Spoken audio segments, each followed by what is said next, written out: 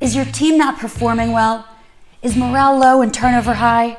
Are you falling further behind the competition? I'm here to help. I'm your host, Shani, and this is the Leadership Show, where business strategy and culture finally meet and we make the long-awaited shift from rhetoric to results. I promise I'm not your typical boring leadership consultant, and I will help you get your shift together. Let's do this. Hello, Leader Shifters. Welcome to the Leadership Show. This is Shani, your host, and you know my mission is to help you, your team, and your organization get your shift together. I'm always talking about how business strategy and culture strategy absolutely have to meet. And today we're going to talk about how it starts with you first. In other words, you have to have a strategy for your own career and your own life and create the kind of culture you want in your life and on your teams in order to be as effective as a leader as you can possibly be. And when I talk about shifting rhetoric to results, in this context, what I mean is stop the complaining about how miserable you are and how the people on your team suck and actually do something about it, right? We cannot live our lives in the passenger seat. We have to get control. Did you know that 70% of US workers are either disengaged or actively disengaged? This means people hate their jobs, and as a result, they're not as productive as they could be and not doing as good of a job as we need them to be to drive our business results. So it's up to you and you to help your teams get into the driver's seat and make the shifts that we need to make in order to be happy, challenged, and fulfilled at work. I made a ton of shifts in my career over the years, and I'll just share a couple of examples with you. When I was first working on Wall Street at Goldman Sachs, I was an analyst in the investment banking group, and I fucking loved that job. First of all, I was a communications major, and so working in finance itself was really challenging to me. And so I was learning something every minute of every day, and I was working with incredibly inspiring and smart people. I was in meetings with CEOs, CFOs, COOs, heads of finance, and I was traveling around the world. And of course, it was back in the day, so back then it was first class with a pretty unlimited expense account. But it wasn't the perks that made me love the job. It was how much I was learning and how much I was challenged and the culture that was created on the teams that I was part of. And after 2 years as an analyst, what I decided was I love the work, but I need a life. Because as an investment banking analyst, you work 7 days a week, late nights, you pull all-nighters, and after a while, you just want to do something other than work. And so I made a shift. I could have stayed. What I did was instead pursued a job up on the trading floor doing high-yield sales. And although you can't really say that working in any department at Goldman gives you like work-life balance, at least in the sales and trading environment, I had my weekends back, which I didn't often have in investment banking. So that was a great shift to make in service of sort of my mental health, if you will. And again, working in the high yield market filled me up for years. I loved it. There was a great team of colleagues on the desk. We were working on really exciting deals across tons of different industries and geographies. The time that I was in the market, we were not only doing deals for old line businesses that are household names that had maybe fallen out of favor because their businesses were challenging, but we were also doing deals for telecom startups and technology startups, and it was just a really exciting time. And again, I was learning so much, and I was challenged by managing the relationships between Goldman and big institutional clients, hedge funds, money managers, mutual funds, insurance company portfolio managers, all that sort of stuff. And so for years, yes, I loved my job. I was fulfilled and I was challenged until I wasn't. There came a point in time where the pros of the job started to be outweighed by the negative aspects of the job, which primarily for me became stress and anxiety. The markets had become way more global, and therefore there was always something going on in the world that was potentially of concern to one of my clients or for our business at the firm. And I literally became like, you can even see it in my body right now when I talk about it. I was stressed and anxious all the time, and I had ADD, and I was looking around at all these screens and the news, and it's like, oh shit, what if I miss something that's important? What if I miss a trade? I was having nightmares, and literally I could feel my health starting to deteriorate, and certainly my sanity.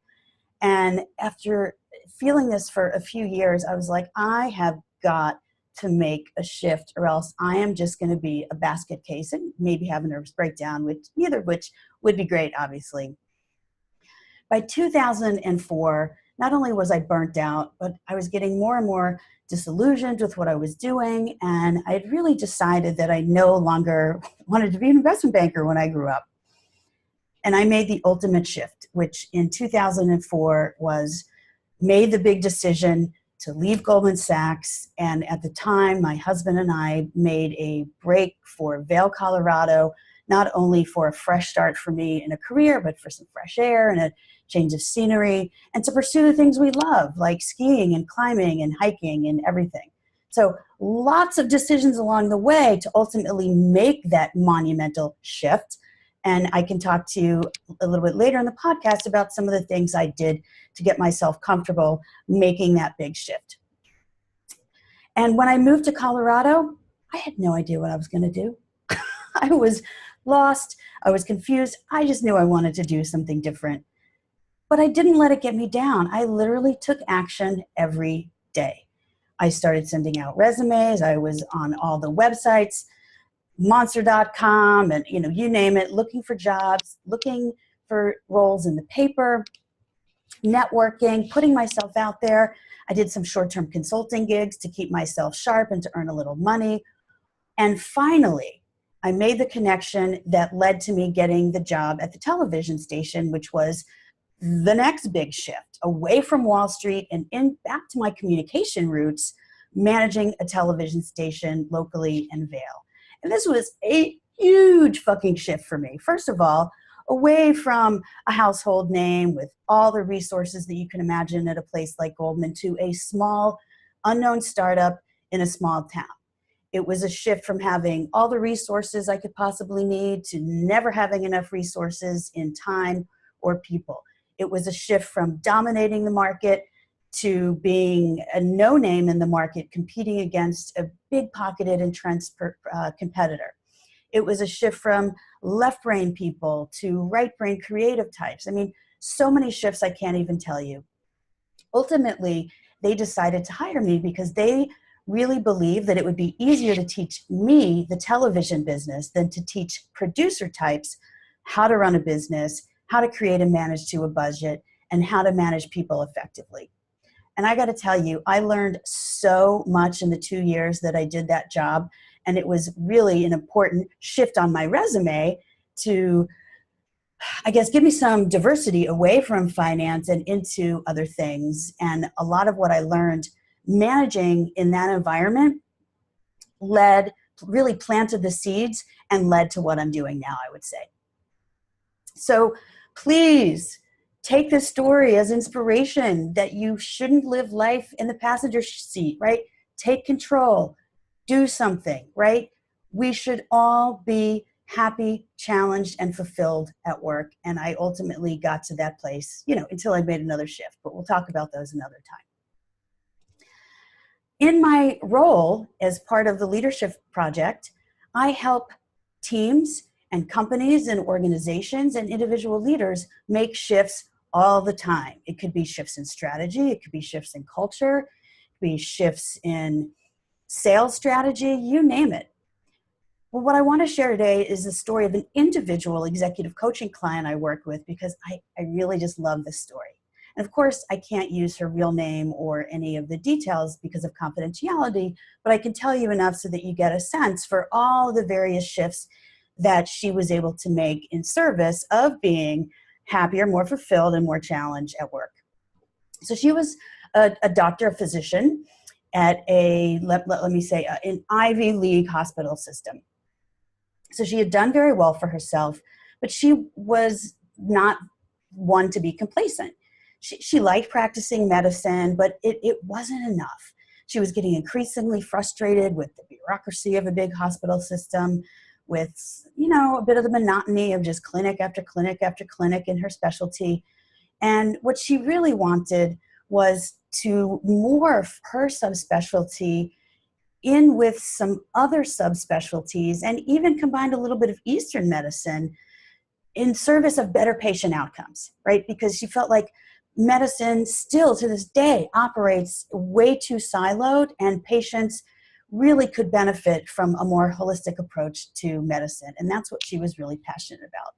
And when she came to me for coaching, and by the way, you notice this is a doctor who came for coaching. Sure, I coach lots of corporate executives, but I'm deliberately using an example of someone you might not typically think of as an executive coaching client. But obviously, doctors are very, very experienced professionals, and they too want to make a bigger difference and up their game. Anyway, so she was frustrated. She was a little bored, and that's when she came to me for coaching. And so one of the first shifts we made was really helping her get clear on what she really wanted. She knew what she didn't want, but I'm not so sure she was clear on what she did want. So I asked her a bunch of provocative questions, and ultimately she decided that what she really wanted to go for was to try and get more formally integrated with the cancer facility at this hospital system. Well, that's kind of a big, hairy, audacious goal, right? BHAG. And she was really overwhelmed by it, to tell you the truth. She wasn't sure she had the gravitas to make that happen. She was a bit discouraged by some of the other stories she heard from colleagues who had tried to do similar, innovative, more holistic things. And she kind of didn't even know where to start. So in addition to making the shifts toward moving towards what she wants, and in addition to making the shifts of, okay, this doesn't have to be a daunting goal, we can break this down into small digestible pieces. The other shift that I helped this doctor make was in her mindset, because that's really what makes the difference. It's not in just what you do, it's in how you're being when you're taking all of those actions. I talk about the difference between doing and being in one of the chapters of my book, The Better Boss Blueprint. So check that out. But trust me, what really makes the difference in success is not what you do, because there's lots of people out there doing the same shit every day. It's in how you do it and the intentions you have behind it and the impact that you make on people when you're doing it. So for example, we could have set her off on this course being lacking a little confidence, not being as clear as she could be, maybe feeling a little intimidated, and that would come across in what she did. Instead, we got her to be confident and clear and professional and respectful and passionate about what she was trying to create between her subspecialty and oncology. And boy, did it pay off. I mean, it definitely took time, and we worked on it every 2 weeks for about a year. But ultimately, she was able to secure a clinic 1 day a week at the cancer center. And that was huge. Along the way, however, she also made some important shifts in how she was perceived. Suddenly, like, everybody knew who she was because she had been aligning all the people she needed to align along the way and really making a name for herself as having a great vision and being a great doctor and being innovative and being super professional. And so it's not just the clinic that she was able to start, it was how she elevated her own career and the perception that other people had of her that were super shifts. She looks back on it today and can't believe how far she's come. And so I can't even tell you how inspiring this was to be a part of and watch her succeed. And, the rest of the story is yet to be written. And I have every confidence that she's going to continue to knock it out of the park. So Between the story I told you and the story of my client, I'm hoping you really get my call to action today, which is don't live life in the passenger seat. Get behind the fucking wheel and make the changes you need to make to be happier, to be more challenged, to be more fulfilled in your job. You can do it, I promise. Why is it important? Well, duh. If you're always doing, the shoulda, coulda, woulda, you're always going to have regrets and you're going to be unhappy. And that will show up everywhere in your life. It'll show up in your personal life, in your relationships with your family and your significant others and your kids and your friends. And ultimately, your health and wellness will suffer because you're miserable. And who wants to go through life like that, right? So that's why it's important. We don't want to sort of have that quintessential moment when we're at the end of our lives being like, shit, why didn't I do all those things I really dreamed about? Okay. So I know what some of you are thinking because I hear it all the time. Well, that's fine for you.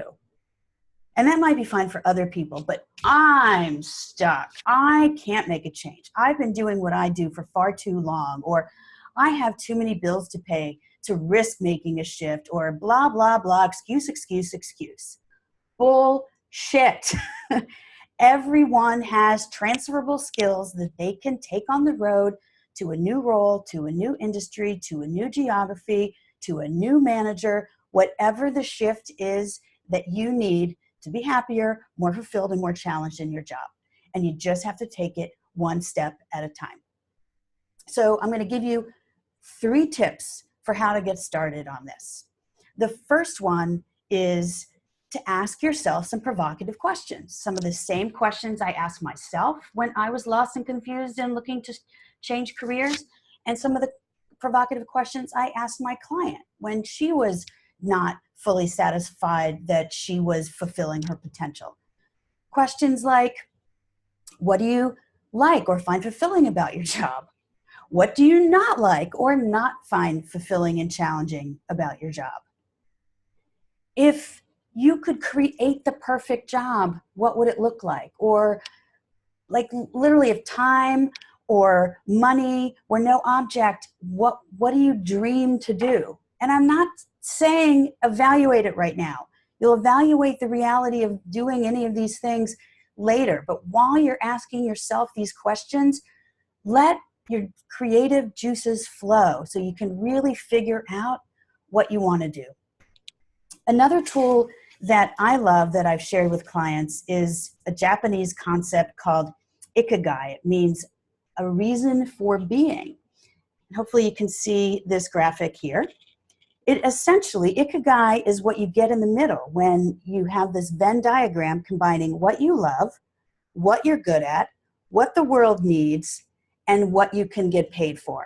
And I'm guaranteeing that all of you can be closer to the center than you are. You are not as stuck as you think you are.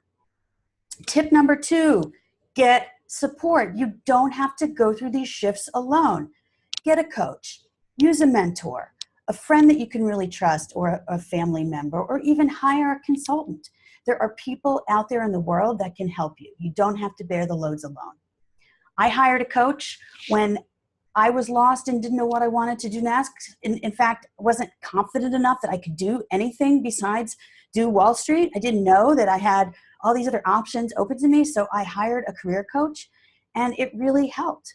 And when I was finally ready to make the shift, I then hired a consulting company to help me sort of with my personal brand, if you will. They helped me redo my resume. They helped me refine my narrative so that when I was talking to people and going on interviews, I could easily connect the dots between what I had done, what my experiences were, and what my skill set was to show how those things could benefit them, even though it wasn't Wall Street.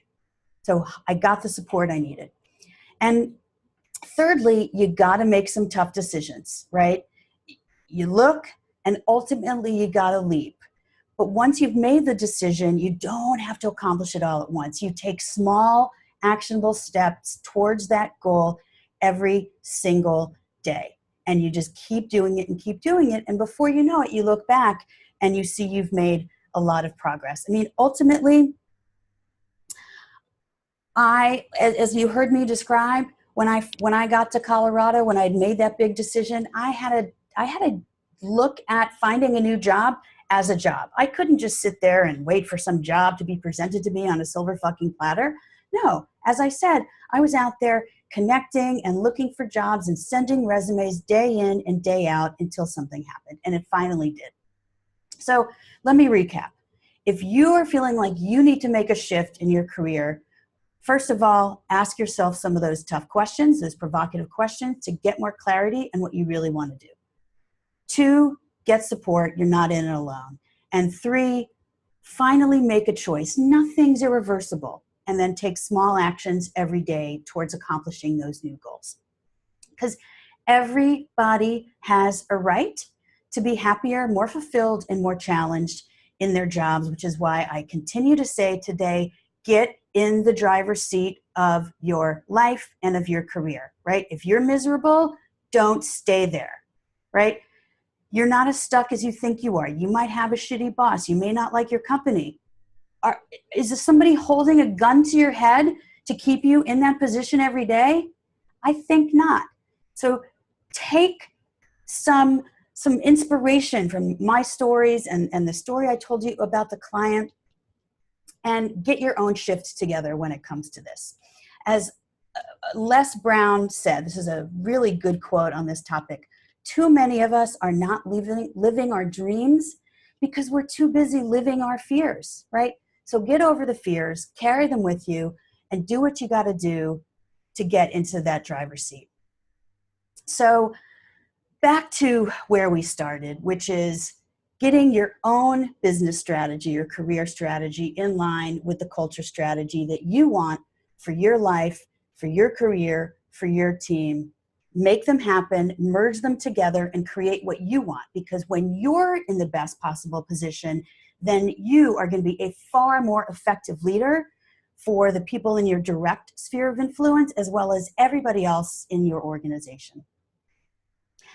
Thank you so much for joining me today on The Leadership Show. We'll be back next week. In the meantime, if you want to come on The Leadership Show for some live in the moment coaching so I can help you with a shift that you're looking to make, reach out to us at hello@theleadershipshow.com or post to any of our social media outlets and we will get back to you. Have a great day. And again, thanks for joining us on The Leadership Show. Till next time.